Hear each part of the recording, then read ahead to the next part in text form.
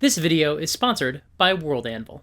A few times on this channel, I've referenced the idea that dungeon masters are often perceived as having all the answers and expected to seem infallible. I wanted to drill down a little bit more on that today and see if we can't get to the bottom of why that's so common. First of all, this is not true of every DM. Some groups, some tables, have no pretenses about the fallibility of their dungeon masters. My first DM did not use a DM screen, and to this day, after any session, he will still openly discuss the mistakes he made or the things that he thought might play out a different way during the session. So, like anything else, this depends a lot on your style. However, this particular trait is not something we see in just a few dungeon masters, but a lot of them. It's extremely common. Not only do a lot of DMs want to capture the air of mystery to help convey the idea that they know what's going on, but the game itself assumes it.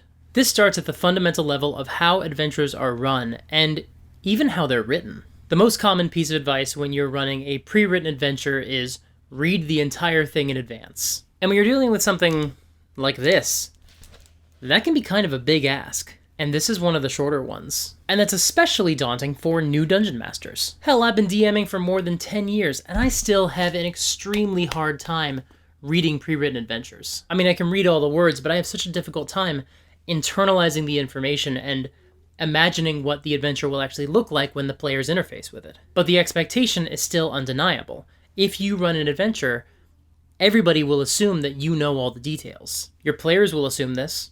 Anybody you talk to about your game will assume this. The game designers assume this. And it's not really an unfair assumption, but I do think this is the first place where this assumption begins. This is where it starts to germinate. The idea that the dungeon master has all of the information that exists about the adventure, but it might not be true. When I ran Princes of the Apocalypse, my favorite part of the campaign was like a 6 or 8 session series where I had to basically improvise an entire town and everything that was happening in it, including hidden enemies, political drama, and a major boss fight. All of that happened because I couldn't actually remember what was in that town when they went there. And in the middle of a session, I didn't feel like I had enough time to pause and read that section of the book. And that's assuming you're running something that was pre-written. If you're running an adventure that you wrote, you might not have a lot of hard and fast details. You could just add new content to the story in between every session, and your players would never know the difference. They would never know that you're making it all up week by week. Man, remember weekly D&D? I'm so close to being finished moving. I'm so close. The handbooks of the game will also say things like, if your dungeon master allows you to use this optional rule, or these races and classes can be used with your DM's permission, which means your DM is expected to be responsible for managing the coherency of the world. And part of that includes deciding what stays and what goes. And that means the DM is expected to have a lot of strong opinions about these things. Now, for some of you, that's not a problem. I run a D&D themed YouTube channel, so I know some of you have strong opinions. But what if you don't really care what features the players use? What if you can't really picture what this subclass will look like in combat? Well, you're still expected to make that call. If you don't have an opinion, you'd better go find one. And if you get it wrong, it's going to be pretty hard to reverse course. It's no wonder that so many DMs automatically default to saying no to any new material that they haven't had a chance to see in action. Now, listen. A lot of us have already figured out that the summoning spells in the player's handbook are bad, and the summoning spells that are in Tasha's Cauldron of Everything are a lot better. Now, most often, the reason that is cited for why the 5th edition summoning spells in the player's handbook are so bad is because of the action economy. I've heard this a surprising amount within the last month alone. I don't know why everyone that I follow on YouTube has been talking about this, but I've been hearing it for years. And it's 100% true, because it does break the game if one person summons 8 wolves and now they're taking 8 turns and each attack is being rolled with advantage. That's 16 die rolls before the next person's turn. That sucks. But there is another reason why those original conjuration spells were such a pain in the butt. All of them include the line, your DM has this creature's statistics. Conjure animals, conjure celestial, conjure elemental, conjure fey, conjure minor elemental, conjure woodland beings. These spells kind of make a huge assumption about what information the dungeon master has. I mean, they're assuming that A, your DM is using the monster manual, and B, that the monster manual is organized in any way where this information is actually easy to find. And one of those things might not be true, and the other one is not true. But once again, the expectation is being set. Your DM has all the answers. Your DM has everything figured out. What kind of DM would you be if you didn't meet the expectations of the game? And now, a word from our sponsor.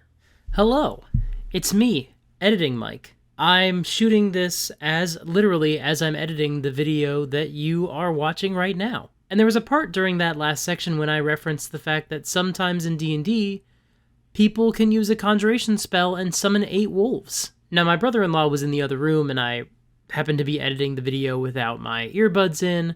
My door was open. I didn't realize that he could hear me, but really I should have. And by hear me, I really mean hear the video that I was editing. And he heard that moment, and he was like, wait, that can happen in D&D? And he and I have played D&D a couple of times before, and he was definitely down to play more. And I'm sitting here, and I'm thinking, you know what I should do?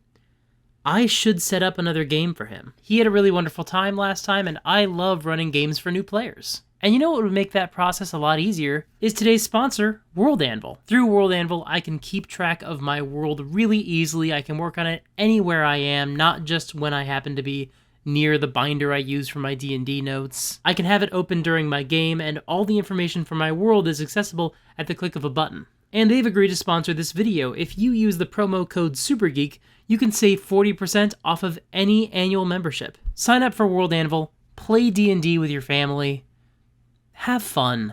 Once again, that's worldanvil.com and use the promo code SUPERGEEK to save 40% off of any annual membership. Thank you again to World Anvil for sponsoring this video. Even the Dungeon Master screen helps reinforce this vibe. I'll do a whole other video about the DM screen some other day because there's a lot to say on this subject. But for the purposes of today's topic, you should know that just by sitting behind a Dungeon Master screen, you're making it clear that there are secrets, that there are things the players might not know. It figuratively and literally puts a barrier between you and the players. It sets you apart from them and does so explicitly in a way that gives you more power to hide information. You can put your notes back there, or you can roll your dice so nobody sees the results. You can hide the minis or props that you plan to use during your session, or just have your phone out of sight so you can control the music without letting on that that's what you're doing. Even if you have nothing behind your screen, the screen itself still has information on the DM side. There's usually a bunch of rules on there, things that you can use as quick reference.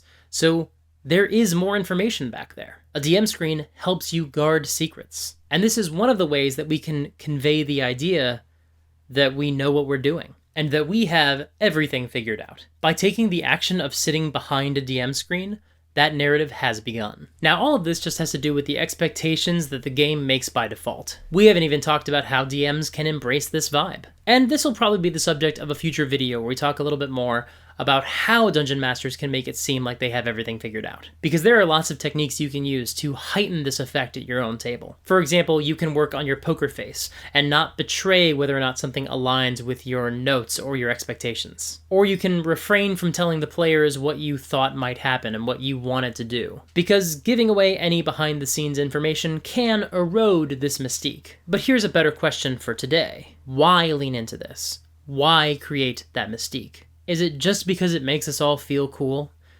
Yes, but it's also what a lot of players want from the experience of D&D. I've never actually had a player tell me that they wish I had not said what was happening behind the scenes after a game, but that's because they were being polite. This is not a moment of insecurity. This is me reading people. I know I made a mistake here. When I first moved to Los Angeles and started running games, I would talk to my players about the session afterward, and I would tell them things that had happened, things I expected to happen a certain way, things I was thinking in certain moments. After all, it's what my first Dungeon Master did, and I loved it. I ate it up. As someone who eventually became a DM, it's not hard to see why. I was definitely curious about that, and I enjoyed figuring out what was happening behind the scenes. And I didn't do this after every session in my early games in LA. But when I was really excited about something, about how something had gone, I had to tell them. And for some players, I saw them deflate a little bit. It wasn't that they never wanted to know what I was thinking. It just wasn't the right time for it. And they weren't really being given the opportunity to opt into that information. There's an interesting parallel here that's really recent and kind of relevant. I've been watching the new season of Rick and Morty, and although I'm a few weeks behind, This so far has been my favorite season since like season 1 or 2. And when I watch the episodes on the Spectrum app, right after the episode ends, there is this little behind-the-scenes featurette. Interviews about the episode and what they were thinking in the writing process. And I do like behind-the-scenes information. I like to know the creative choices that were made to go into episodes of TV that I liked, or maybe that I didn't like. But I never watch these featurettes right after I finish one of these episodes. Because when I'm still coming down from the experience of watching an episode I liked, I kind of want to just sit with that experience for a moment. I'm not looking for a behind-the-scenes play-by-play right now. And it wasn't until really recently that I realized that's what I was doing after my games of D&D. I would immediately launch into some behind-the-scenes insight. Except my players couldn't just turn me off the way they could turn off a TV. That's called murder. We were all hanging out after a game in somebody's apartment. They were trapped there by the social contract. Now, I don't do that anymore, and as my style has evolved, I've taken it even further than just not telling them things right after a session. I've developed standard answers to questions where I will give nothing away that the players wouldn't know. And I'd like to think I've got a halfway decent poker face, at least during a game of D&D. But the source for all of this is the same. I want to give my players the immersive experience they might be looking for. I'll also say that it does make a lot of players way more comfortable during a game to know that the DM has all the answers. Or at least to think the DM has all the answers. Because again, it is not an unrealistic expectation that your DM knows the basic beats of the adventure that they're running. It's reasonable to ask your DM to determine what races and subclasses and spells exist in the world. And the DM creates the vibe of having authority for a reason, because the DM has to have authority. And this is one technique that is used to help reinforce that. But the players also like knowing that somebody has all the answers. I really wish I could remember where I heard this next story, so if you've heard it before and you know the source, if you remember where you heard it, please let me know in the comments below. But I remember hearing the account of a DM who sat down to play an impromptu game of D&D, and they were getting ready to run a session with nothing in front of them. No DM screen, no notes, no books. One player basically said, "Are you really gonna work off of nothing at all when you run this game?" The DM, sort of as a joke, took a blank piece of paper out of their bag and put it on the table in front of them, and asked, "Does this make you feel any better?" And the player nodded and said, "Yeah, it kind of does." This is anecdotal, of course. And again, this depends a lot on the tone of your group and the experience that your players are hoping to have. But I do still think there is some complex psychology at play here. This is why the DM screen is still such a popular part of the hobby. Even when so many DMs these days are running their games off of a laptop that we can basically still kind of see behind the DM screen. That barrier, that uniform for a DM, is really useful. Heck, in the early days of D&D, some DMs would play from behind a bunch of filing cabinets or behind a full-body screen because they wanted to capture the experience of being an omniscient, impassive narrator. Now, I don't really think that's the best solution for this problem because I think it's really beneficial to see the DM. Like, even when we're running games online, if everybody else has their cameras off because their internet is bad, I'll still make sure that my camera is on because I think that is actually really valuable. But that approach of hiding your body still captures some attempt at this vibe that we're discussing today, of making the DM feel like the man behind the curtain. Not a perfect analogy because that guy was a fraud, although maybe a perfect analogy because so many DMs do feel like frauds. I don't know. Am I lost in the weeds? And some players really like to know that there is an authority figure who knows what's coming. Whether you're a little bit more ruthless or you always side with the players. Whether they trust you or they fear you. Whether they also want to learn all the rules so they can challenge you on every possible ruling. You are still the authority figure at your table. Now, you might not feel this way. After all, the DM is just another player. But you also get to make judgments about the rules during a game.